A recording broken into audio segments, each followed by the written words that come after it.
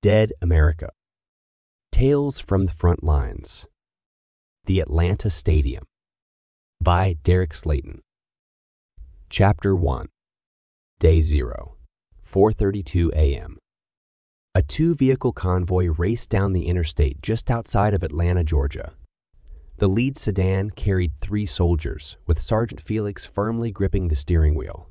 His second-in-command, Corporal Bentley, sat beside him, engrossed in reading the mission brief on his phone. Behind them, Private Crosby, a lanky soldier, chewed on a toothpick. Felix occasionally checked the rearview mirror to ensure the truck containing the rest of their team stayed close behind. Private Keith and Nolan, newcomers to the squad, had been hastily added just minutes before they were dispatched from the base. "I can't believe they just took Charlie and Marks out of our squad, then sent us on this. Whatever the hell this is," Private Crosby muttered. "It's a mission, Crosby. We've been on them before," Corporal Bentley replied. "Yeah, over in the sandbox. Not in Atlanta, unless you count that order to go to that airport strip club with one of those congressmen. And we weren't loaded down with weapons for that," Crosby grumbled. Bentley smirked. "Speak for yourself, Crosby. I'm always packing a weapon, and I don't mean in my holster." Crosby shook his head at the crude joke before changing the subject. "So what is our mission, Bentley?" "It's really straightforward, Crosby. We're to get to the football stadium, meet our contact who is." Bentley paused to find the name on his phone, some woman named Natalie Kruger, and secure the building. Crosby frowned. "Secure it from what?" "Hostile civilians," Bentley replied. "So we're riot control?" Crosby questioned. Bentley shook his head as he continued to read. "It's something bigger than that. Some sort of biological agent that's infecting people and causing them to go crazy." Crosby sighed. "So they sent 5 of us to secure a stadium from a mob. Great plan. The stadium should be empty, so if it takes more than 5 of us, then we need to find a new line of work," Bentley replied. "What are we securing it for?" "None of this makes sense," Crosby said, growing increasingly perplexed. "Orders don't say. It just says that we are to secure the building, lock it down tight, and expect reinforcements and supplies before sunup," Bentley explained. The air inside the car grew heavy with confusion. Reinforcements and supplies. "I'm so confused right now. I thought we were just supposed to secure the building," Crosby muttered. "You got me, Crosby. I just work here," Bentley replied. Felix, not usually the quiet one, wore a stern expression. Bentley noticed his silence and asked, "What is it, Sarge? You've been really quiet." "They're not telling us the full story about the biological attack, taking half our team, not sending us out with protective gear, and now we're supposed to secure and wait for reinforcements and supplies." "You know what that tells me," Felix said. "That we're screwed," Crosby guessed. "That they know that we're not in danger of becoming infected, and that this thing is way bigger than anyone wants to make public," Felix concluded. "Wait, so Charlie and Marks are infected? How?" Crosby asked in disbelief. "I don't know, but apparently somebody does, and it doesn't really matter to us at the moment. We have our orders, and we're going to carry them out," Felix asserted. "Copy that, Sarge," Crosby replied.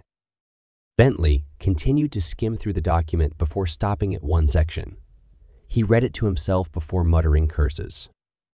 "What is it, Bentley?" Crosby inquired. "According to this, if we encounter a violent civilian, we're to shoot on sight, and to aim for the head," Bentley said, his voice heavy with concern. "Jesus Christ," Crosby muttered. "Are you sure you read that right?" Felix questioned. "Yeah, Sarge. It says shoot in the head on sight," Bentley confirmed. The car fell into silence as Felix veered off the interstate, taking an exit. They stayed quiet until they approached the football stadium, just outside the heart of downtown. "Keep your heads on a swivel. We don't know what we're walking into," Felix cautioned. Bentley and Crosby scanned the streets. There weren't many people out at this hour, but they spotted a few groups on the sidewalk and running across the street. It was hard to determine if they were just revelers or something more sinister, but they decided not to investigate. A few moments later, they arrived in the stadium's parking lot. "Does it say where we're supposed to meet our contact?" Felix asked. "Just says player's entrance," Bentley replied. Felix shook his head and began to drive around the stadium. Halfway around, they spotted a young black woman in her 30s standing by a partially open door, clicking a flashlight on and off. "That must be her," Felix said. He flicked his high beams on and off, and she waved in response. Soon, the large metal garage door started to open, and they parked beside her vehicle. As the door closed behind them, all 5 soldiers exited the car. The woman approached them, hastily dressed in jeans and a t-shirt, with her hair and makeup still intact. "Are you Sergeant Felix?" she asked. "I am. This is Corporal Bentley, Private Crosby. Those 2 in the truck are Nolan and Keith." Felix introduced them. "You must be Natalie Kruger," Bentley said. "Natalie is fine. But do you mind telling me what this is all about?" she inquired. "I'll be honest with you, Natalie. You probably know more than we do," Felix admitted. "In that case, we're both fucked, Sergeant," Natalie replied with a hint of worry. Natalie noticed the look Corporal Bentley gave her in response to her cursing. "Oh, you better believe I curse, Corporal. I manage every event that comes through this building, from concerts to football games. And if you aren't salty as hell, you get overrun by blue-collar guys. Rip them a new one in front of their friends, and everybody learns to stay on your good side. Are you good with that, or do I need to give you a demonstration?" Natalie ranted. Bentley glanced over to Felix, and they both chuckled and nodded. "I'm good, Natalie," Bentley replied. "Now, let's try this again, Sergeant. Do you mind telling me what all this is about? Because all I know is I got home after a 16-hour day dealing with a rapper and his pretentious entourage, only to have my boss call me up in a panic, saying I needed to come meet you down here," Natalie inquired. "We have to lock this place down tight and wait for reinforcements," Felix explained. Natalie was shocked and unsure of how to respond. She struggled to find the words. "Is this a joke, Sergeant? Did my boss put you up to this?" "I wish that was the case, but I get the feeling that things are about to get very, very bad," Felix responded. "Like how bad?" Natalie asked, her concern growing. "There was a biological attack on the country. That's all we know," Corporal Bentley added. Natalie stiffened at the mention of a biological attack, her attitude quickly fading. She nodded in acknowledgement. "Okay, what do you need?" "We need to lock down every entrance the building has so that nothing can get in," Felix stated. Natalie agreed. "Okay, we can do that for 90% of the entrances and exits pretty easily. Just have to get to the security office. The exterior doors are already locked, but from there we can drop the metal barriers. Normally, they'd already be dropped, but we had workers here overnight to change the field back from the concert setup." Felix's expression grew tense as Natalie mentioned the presence of workers. "There are people still here." Natalie confirmed, couldn't tell you how many. "But yeah, there are people still here. Saw their cars in the employee lot when I was driving in." Felix shifted into mission mode and began giving orders. "Bentley, Crosby, get our gear. Nolan, help them out. Keith, secure that door." He pointed to the lone door leading from the parking area into the stadium. As they moved, Natalie was still perplexed. "Sergeant, it's going to be okay. They're supposed to be here," she tried to reassure him. "I understand that, but we have to treat them as potential hostiles," Felix explained. Natalie was struggling to find the right words, stammering for a moment before Felix took control of the situation. "Look, Natalie, there's every possibility they're just here, working, and that they're fine. We're just preparing for the worst-case scenario." "Okay," Felix reassured her. Natalie nodded as the soldiers continued with their tasks. As they did, Private Keith reached the door, which was on the far side of the room. He had his weapon ready, pointing it toward the door as he opened it. Suddenly, an excited moan came from the other side of the door, and before Keith could react, a zombie crashed through, knocking them both to the floor. The other soldiers watched in horror as the zombified worker bit into Keith's throat, ripping out a chunk of flesh. Blood flowed onto the concrete as Sergeant Felix raised his rifle and fired a single round through the head of the zombie, dropping it to the ground. "Bentley, secure that door," Felix ordered. Corporal Bentley rushed over to the door, keeping his gun raised and ready for any other threats. Meanwhile, Felix stood there, stunned by the sudden loss of the new team member. His shock deepened when Keith started to move again. "What the hell?" Felix muttered. Keith let out an excited moan and quickly sat up. Felix, reacting on instinct, raised his weapon and fired a round at point-blank range into Keith's head. Sergeant Felix looked up and saw the other soldiers staring at him in shock. "Don't get bit." The men nodded in agreement just as Bentley began yelling from the door. "We have incoming." Everyone rushed over to the door, ready for a fight. They entered the main hallway of the stadium, which was large and encircled the field in the middle. Moans echoed throughout the halls, and thunderous footsteps approached them.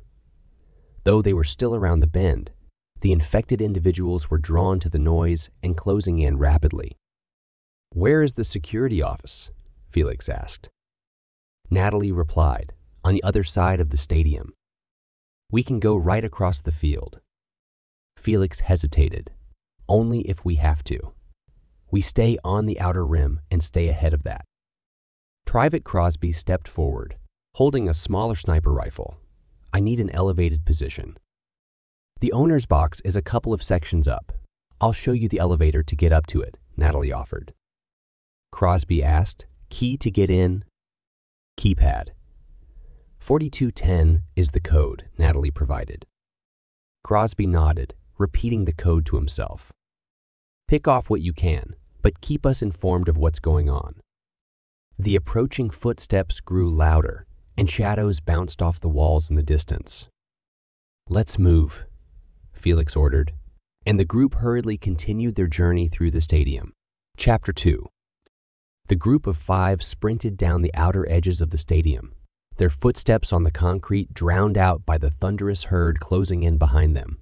As they reached a couple of sections up, Natalie pointed to the elevator leading to the owner's box. "There's your ride, Crosby," she exclaimed. Crosby broke off from the group, hitting the elevator button as quickly as he could. A few tense moments passed before it finally dinged and the doors opened. As he stepped inside, he could hear the mob of flesh-eaters closing in, so he frantically pressed the top floor button and repeatedly hammered the close door button.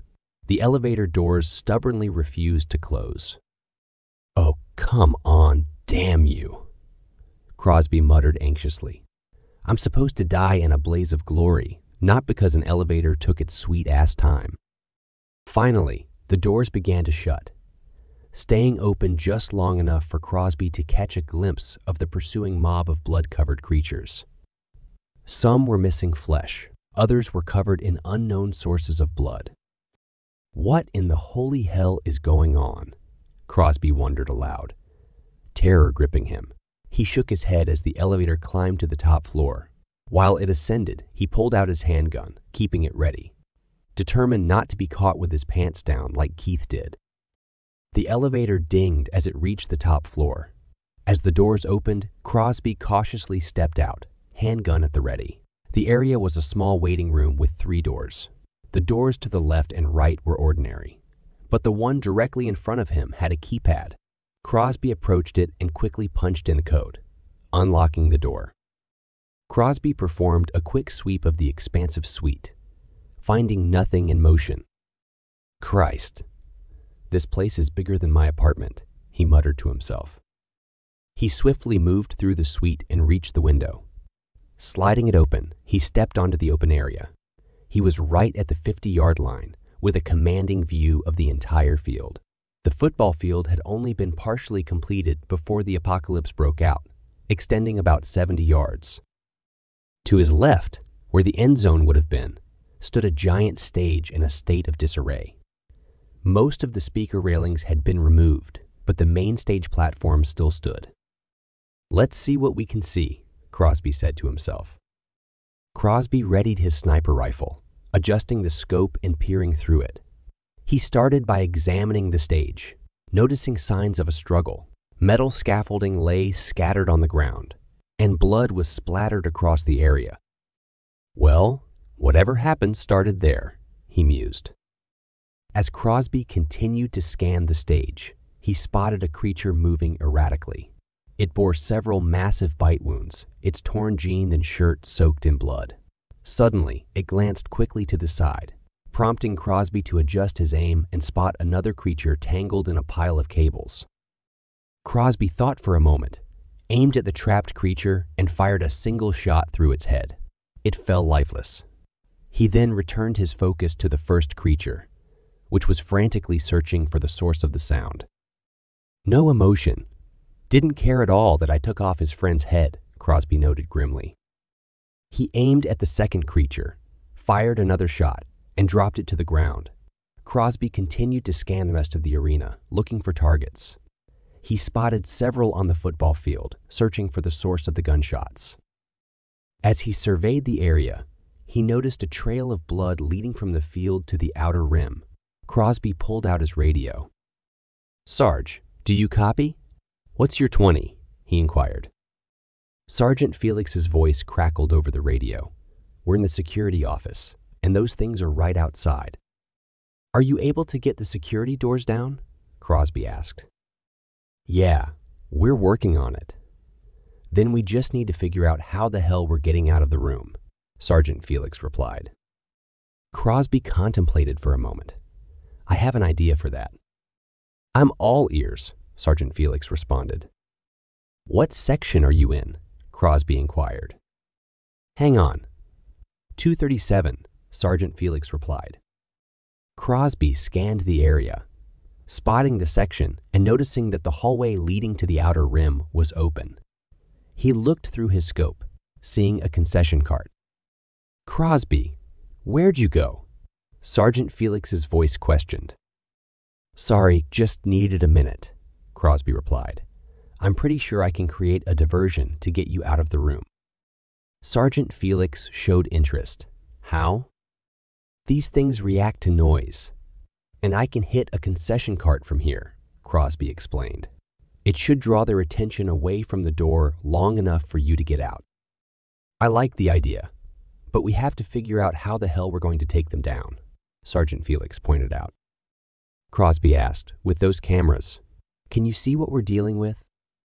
Sergeant Felix observed the screens in the security room. "Looks like there are 40 or 50 outside the room. And there's another batch wandering around the loading docks. We don't have a good view of the field, though. Just a handful that I'll have mopped up before I break you out," Crosby assured him. "Okay, mop up and let me know when you're done. I'll have a plan by then," Sergeant Felix replied. "Copy that," Crosby acknowledged, and the line went silent as he raised his rifle to continue his cleanup duty. Meanwhile, inside the security room, Felix stared at the multitude of screens. They displayed virtually every area of the stadium. Corporal Bentley and Private Nolan watched the screens in stunned silence. Natalie, however, was hard at work pounding away on the keyboard. After a few moments, she hit the enter key and pointed to one of the screens. The camera was facing the main doors at the front of the building, where a large metal fence descended from the ceiling to the ground. "Okay, that's the last of the gates. If a customer can walk through it, then it's secured," Natalie explained. Felix inquired, "Even the emergency exits?" Natalie responded, "Those we're going to have to deal with manually, but they only open from the inside, so we'll be fine." Private Nolan voiced his concern, "As long as one of those things doesn't run into the release." "It'll be fine, Private," Corporal Bentley reassured him. Private Nolan couldn't shake his fear. just like it was fine for Keith. That thing came running through the door like a bat out of hell. He never had a chance. Sergeant Felix's voice rose with authority. That's enough, Nolan. You can grieve when we're done fighting. Right now, we need to figure out how we're going to fight these things. Nolan composed himself as the trio of soldiers turned their attention to Natalie, who looked puzzled. Why are y'all looking at me? She asked. Because you know this building better than any of us, Felix explained. He found the monitor displaying the situation outside their door and pointed to it. We're going to have a few moments to slip out of here when Crosby gives us our diversion, but we need a place where we can fight them. Natalie quickly turned around and typed on the keyboard, pulling up a layout of the building. She pointed as she spoke. The outer rim is a complete circle, so if you can run and shoot. Corporal Bentley interjected. We have to hit these things in the head, which is tough enough when we're stationary. Firing backward as we run for our lives makes it even harder. Natalie pondered for a moment. How about firing from a moving vehicle? The three soldiers exchanged glances before shrugging. Private Nolan said, It's doable. Corporal Bentley added, But where in the hell are we getting a moving vehicle? Natalie pulled up the stadium map, indicating an area back around the corner from where they initially ran. There is a motorized stretcher cart parked here. There are ramps that lead down to the field and up to a garage door. Sergeant Felix approved. I can get to that. Corporal Bentley inquired, And are you going to be shooting them while driving? Sergeant Felix replied, Nope, but Crosby will, assuming you packed it. Bentley initially seemed confused, but finally smirked and nodded. Crosby is going to have the time of his life. Just make sure he knows I'm the one who made it happen. Private Nolan wondered, So what are we supposed to do? Sergeant Felix explained, You're going to handle the hostiles at the loading dock. Nolan questioned, So we're supposed to just run in, guns blazing?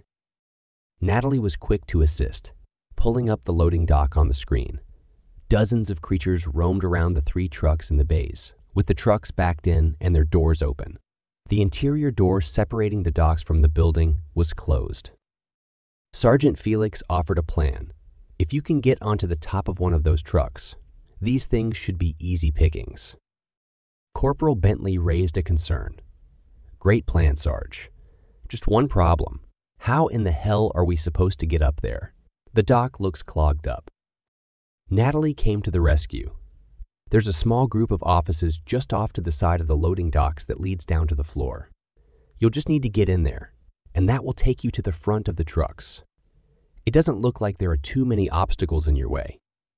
Bentley and Nolan leaned in closer to the screen, studying the layout. Corporal Bentley asked Nolan, What do you think, Private? Can you climb up that truck? Private Nolan confidently replied, If we can get to it, I can get up it. Corporal Bentley agreed. Okay then, we have a plan. Natalie grabbed a pen and paper, jotting down a 6-digit number. Here's the code to the offices, she offered. Bentley nodded as he and Nolan prepared for their mission. Sergeant Felix took out his radio. Crosby, how's the extermination going? He inquired. Private Crosby responded, Got 2 more I need to finish off. Then I'll be ready to create the diversion. Sergeant Felix shared his plan. Before you do that, I'm going to need you to run down to the truck. Private Crosby asked, What do you need, Sarge? Sergeant Felix revealed, Bentley packed your favorite toy. We're going to need to break that out. There was excitement in Crosby's voice as he responded, I love that man. Sergeant Felix chuckled. I'm sure the feeling is mutual. Now get down there and let me know when you're ready to roll. Private Crosby acknowledged. On it, Sarge. Felix turned to the others, rallying them for the upcoming challenge. Okay, I'm going to get out first. Get the cart and come back to the mob. Once we pull them away, you'll be free to roll. Natalie, I think you're going to be safest if you just stay locked in here. Natalie quipped, "You say that like there was going to be someplace else I was going to be during all of this." Sergeant Felix cracked a smile and nodded. "Okay, people, let's get our game faces on," he declared. Chapter 3. Sergeant Felix stood resolute by the door of the security office. His rifle was slung over his shoulder and his handgun was poised and ready. The cacophony of banging and moaning on the other side of the door threatened to deafen him.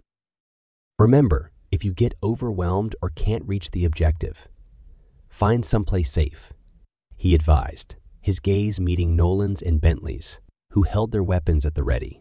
They had no intention of venturing beyond the safety of the security office, but they couldn't afford to take chances with that ominous door. Felix took a few steadying breaths. With a nod to himself, he picked up the radio. "Okay, Crosby, let's get this show on the road," he radioed. "Copy that." 30 seconds, Private Crosby replied, his eyes focused through the scope as he got his bearings. He located the tunnel on the other side of the arena and spotted the concession cart. The countdown in Crosby's mind ticked away. When it reached 0, he squeezed the trigger. "Here we go," he whispered. The gunshot pierced the air, the bullet hurtling across the stadium and hitting its mark, the metal concession cart. The collision produced a high-pitched metallic screech. Crosby continued to peer through the scope, offering silent prayers that their plan would succeed. He breathed a sigh of relief as he watched a swarm of zombies rush toward the source of the sound, their frenzied search revealing their confusion. Crosby grabbed the radio again. "Go, go, go." Sergeant Felix pressed his ear against the door, the commotion echoing down the hallway. However, the immediate banging and moaning just outside the door had ceased. Felix turned and nodded to the other 2 soldiers before carefully cracking open the door. His gun held close and aimed upward toward head level, just in case. He slipped through the door, scanning the area and spotting the zombies, still searching for the elusive noise. Felix began to speed walk in the opposite direction, avoiding heavy footfalls on the unforgiving concrete. He had covered a good 20 yards when one of the creatures finally noticed him. A guttural moan reverberated through the concrete corridor, quickly followed by the sound of approaching footsteps. In a split second, numerous moans and ghouls were rushing toward him. Sergeant Felix broke into a full sprint, giving his all to outpace the relentless pursuit. Finally, he reached the turnoff that led to the ramp descending to the field. As he dashed down the ramp, he spotted the cart resting against the wall. Felix glanced back and saw that the zombies were still hot on his trail. "Damn it. They're going to block me," he muttered to himself. With seconds to decide, Felix jumped behind the wheel of the stretcher cart, swiftly turned it on, and floored the gas pedal. The cart lurched forward, speeding across the football field. He looked over his shoulder, witnessing the creatures closing in within 10 yards. "This better work," Felix muttered under his breath. The cart thundered across the field, weaving around the lifeless bodies strewn across the ground to avoid the risk of flipping over. As he approached within 20 yards of the stage, Felix executed a sharp left turn, completing a colossal U-turn that spanned nearly the entire width of the field. The creatures, too unintelligent to cut him off, followed his every move. Felix now raced down the center of the field, heading back toward the tunnel leading to the outer rim. He grabbed his radio. "Crosby, you better be ready because I'm coming in hot." "I'm in front of the elevator, package in hand, ready to rock," Private Crosby replied. "I'll be on your position in 30 seconds, Felix confirmed. "Copy that." Sergeant Felix continued down the field, reaching the ramp and ascending it. As he climbed, a lone straggler zombie emerged from the hallway, moving slower due to missing chunks of flesh and muscle from its legs, but still making an effort.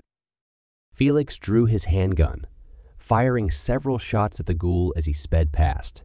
The bullets missed its head, but one round found its shoulder. The impact spun the zombie around, sending it crashing to the ground. Glancing back, Felix saw the creature struggling to get back on its feet. The zombie finally managed to stand, but was quickly knocked down again as the horde emerged from the ramp. Felix hurtled down the hallway, the moans and footsteps of the pursuing horde keeping pace behind him.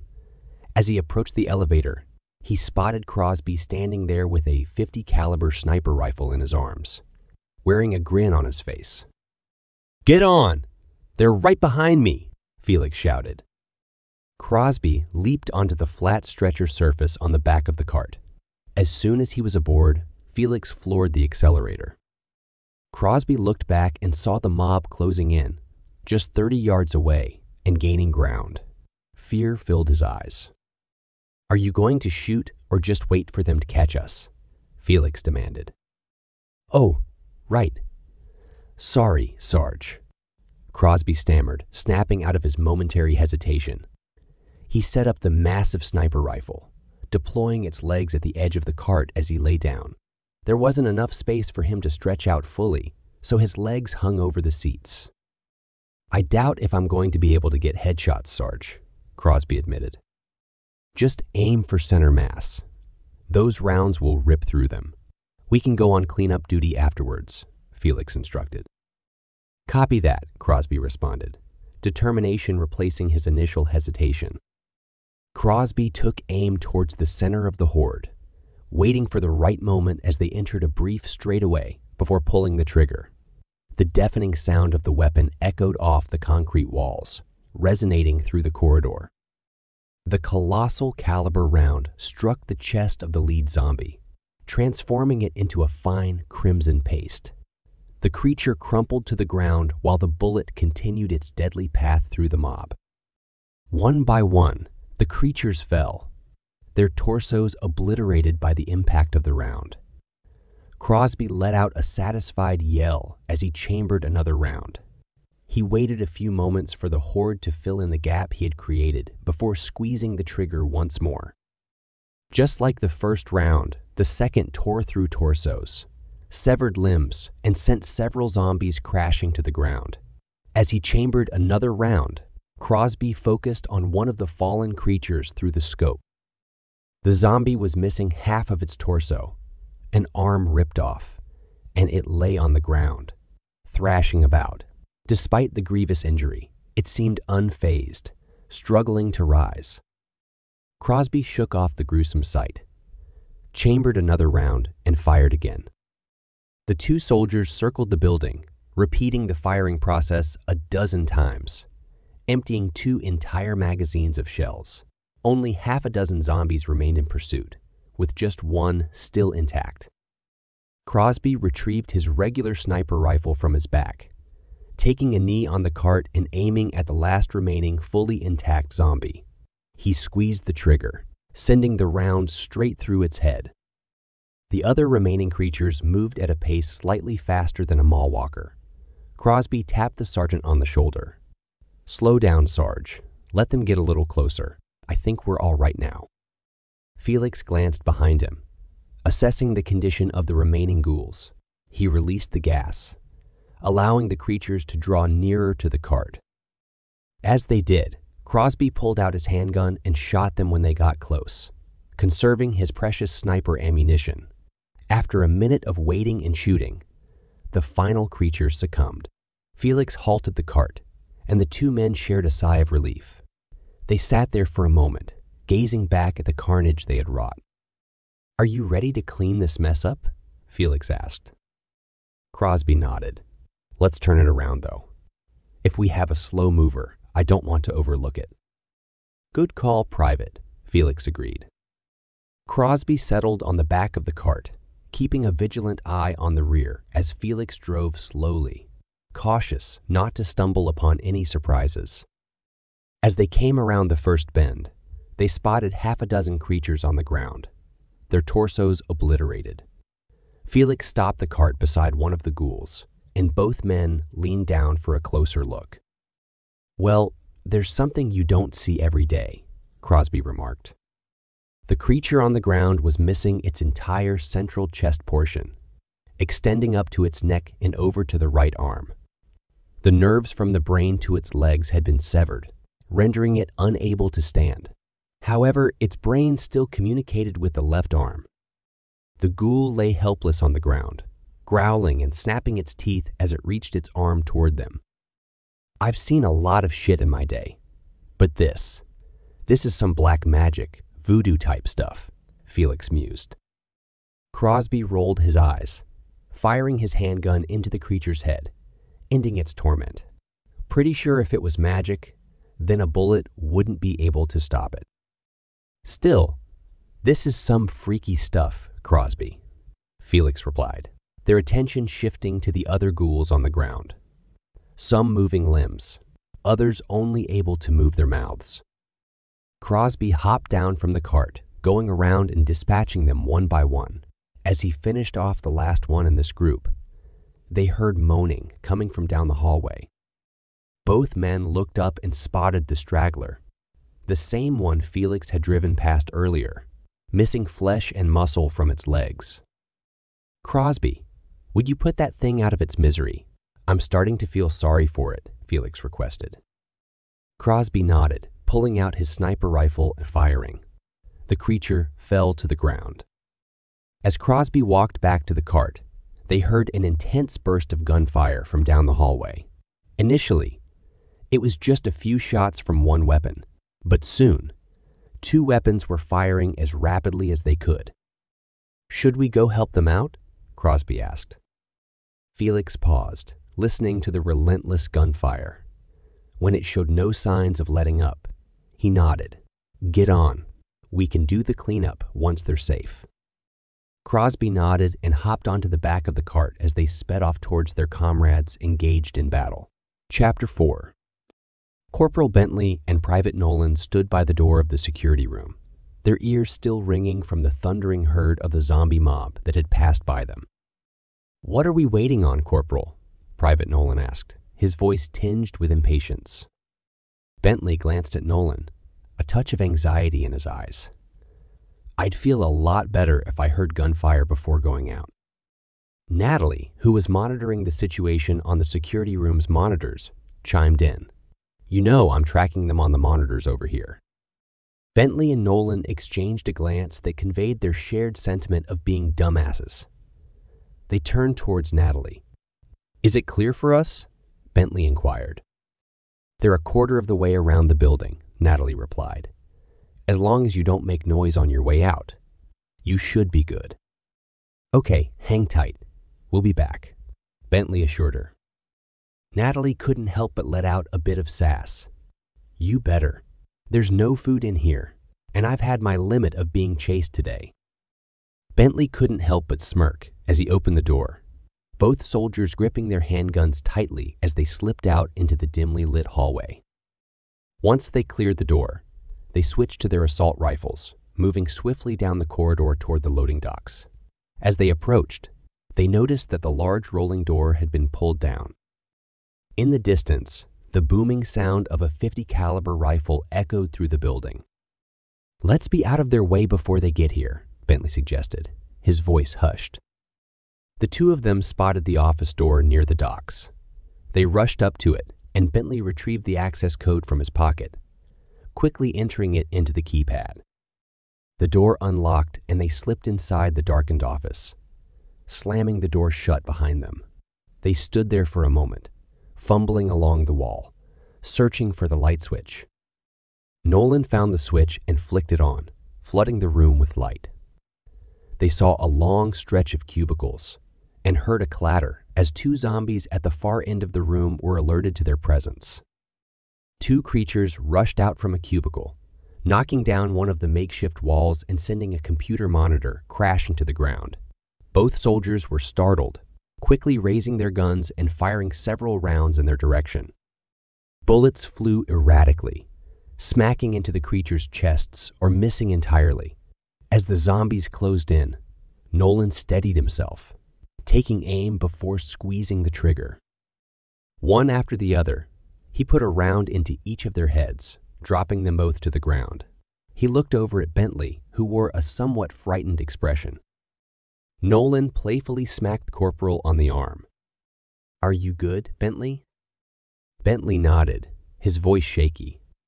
Yeah, That was just a lot closer than I would have liked. That's some nice shooting, though. Not my first time, Nolan replied confidently. I can see that. Come on, let's clear these things out, Bentley urged.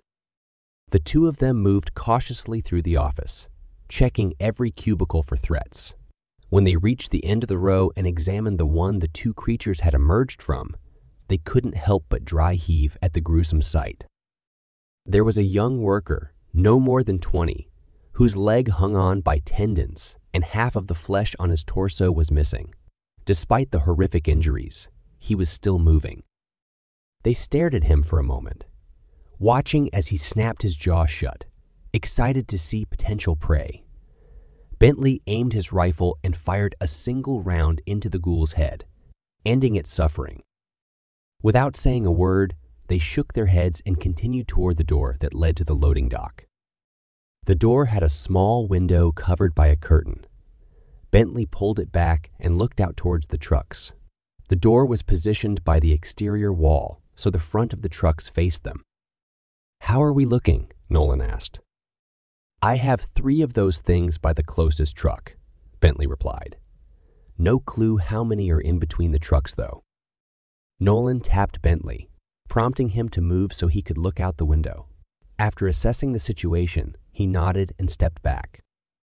You want me to go up first? Nolan offered. Bentley hesitated, a hint of embarrassment in his voice. Do you mind if I get up there first? Nolan sensed Bentley's lack of confidence in the upcoming confrontation and nodded, patting him on the shoulder. I got you, Corporal. When this door opens, I'll cover the 2 on the right. You pop the one on the left and get up that truck. I'll be right behind you. Bentley nodded, and both men gripped their rifles tightly. Nolan grabbed the door handle and pushed it open, allowing Bentley to step out first. As soon as Bentley cleared the threshold, he aimed and fired, hitting his target in the head and dropping it. Nolan raised his rifle and fired, hitting the first target. However, the second zombie rushed towards him before he could get a solid aim. Fearing a miss, he lowered his shoulder and ran towards the oncoming creature. With a sudden stop, he extended his arm, sending the ghoul tumbling to the ground. Nolan swiftly raised his rifle and fired a couple of rounds at the fallen zombie's head, ensuring it would not rise again. He then turned to see Bentley making his way up the front of the truck, but it was taking him a moment. As he observed, Nolan noticed another zombie emerging from between the trucks, drawn by Bentley's movements. Without hesitation, Nolan raised his gun and fired several times. The bullet struck the front of the truck, startling Bentley but also finding their mark as the creature collapsed to the ground. Nolan started to run towards the truck, only to spot more creatures coming out from between the trucks. Damn it, he muttered, opening fire as quickly as he could. Some bullets hit their targets, while others missed. In a matter of seconds, 8 zombies were rushing towards him. Move, Nolan, Bentley shouted. Private Nolan sprinted towards the truck as Corporal Bentley provided covering fire from above. Bentley's precise shots took down a couple of zombies as Nolan closed the distance. However, as Nolan approached the truck, another creature emerged from the side. Realizing he couldn't make it on top of the truck in time, Nolan mustered all the speed he could and slid underneath the outstretched arms of the approaching zombie. With enough momentum, he carried himself beneath the truck, reaching up to the engine above him and pulling himself further underneath. From above, Bentley shouted, Nolan! I'm good. Just keep shooting, Nolan called back. Nolan readied his rifle, scanning from side to side underneath the truck as Bentley fired rapidly. Private Nolan picked his targets, aiming for the knees of the creatures running alongside the trucks before adjusting his aim and firing at their heads. The noise drew the attention of more zombies, who leaned down to peer underneath the truck. This forced Nolan to fire quickly, going from left to right, shooting at anything that moved, the only source of light coming from the muzzle flashes. As he fired, he felt a cold hand gripping his foot, pulling on his boot. Nolan aimed his rifle at the creature, but got only a click when he pulled the trigger. In a swift move, He released the rifle and drew his handgun, firing rounds that pierced through the creature's wrist, shattering the bone and forcing it to release its grip. Nolan kicked the ghoul away. Nolan continued to fire frantically around him as more creatures closed in, reaching out with blood-soaked hands. Eventually, his handgun clicked empty just as multiple arms seized his arm, pulling hard. He tried to swap out his magazine, but was unable to before the creature's relentless tug made him drop the gun. Several arms reached for him, pulling him closer. Nolan used his free hand to punch at their grips, breaking some of them free, but it only agitated them further as they began crawling underneath the truck. In frustration, Nolan let out a scream as they pulled him closer, thrashing wildly, kicking and smacking at every limb he could see. Miraculously, he managed to break free momentarily, creating some distance by sliding underneath the truck. He grabbed onto the frame above, pulling himself as hard as he could, sliding on the ground to put more space between him and the mob. Stopping a few yards down, he looked back at the zombies now outside the truck, rising to their feet and rushing towards him. Nolan scanned his surroundings for a weapon, realizing that both of his guns were out of reach. He drew his knife, sighing in resignation as he prepared to defend himself. But before the zombies closed in, a torrent of gunfire erupted from outside the truck. Bodies hit the ground on both sides, and as the gunfire ceased, Sergeant Felix called out, "Nolan, are you good?" "Yeah, I'm good. I'm under the truck," Nolan replied, his voice filled with relief. "Give us a second to clear the area," Felix instructed. "Copy that," Nolan acknowledged. Nolan lay there, still catching his breath, as Felix, Crosby, and Bentley walked beside the truck, ensuring the creatures were truly incapacitated. "You're good," Felix assured Nolan. Nolan climbed out from underneath the truck, wearing a wild expression on his face as if he were in shock. "Are you sure you're okay, Private?" Felix inquired. "Yeah, just not a fan of being in that situation," Nolan admitted. Felix nodded, giving Nolan a reassuring pat on the shoulder before turning his attention to Bentley. "Bentley, go with Crosby and get on cleanup duty. Make sure there isn't a single one of those things still moving." "On it, Sarge," Bentley responded, and he joined Crosby to carry out the task. "Nolan, see if there's anything in these trucks we can use to barricade the emergency exits. There's a bunch of them, so if something might work, make a note of it." Nolan nodded, watching as Felix walked back out into the hallway and down to the security room. He knocked gently on the door, and it opened right up. "I would have thought this would have been locked," Felix remarked. "Oh, it was, until I saw you sauntering up without a care in the world. Between that and not seeing any threats on camera, I felt like I was good," Natalie explained. "Hard to argue with that," Felix admitted. Natalie asked, "So what now, Sergeant?" Felix took a moment to collect himself before responding. "Well, first off, I'm going to sit down and collect myself for a moment." After a brief pause, he continued, "After that, I'm going to call my captain and let him know that we're secure here. It shouldn't be too long before reinforcements arrive." "This is going to be bad, isn't it?" Natalie inquired, her concern evident. Felix sighed before answering, "I'm afraid it is, Natalie. How bad, I can't tell you. But if it's anything like what we just faced in here, I think we're going to be really thankful, come sunrise, that we're inside this makeshift fortress." Natalie let out a sigh as the two of them sat in silence, contemplating the grim reality of the new world they found themselves in. The end.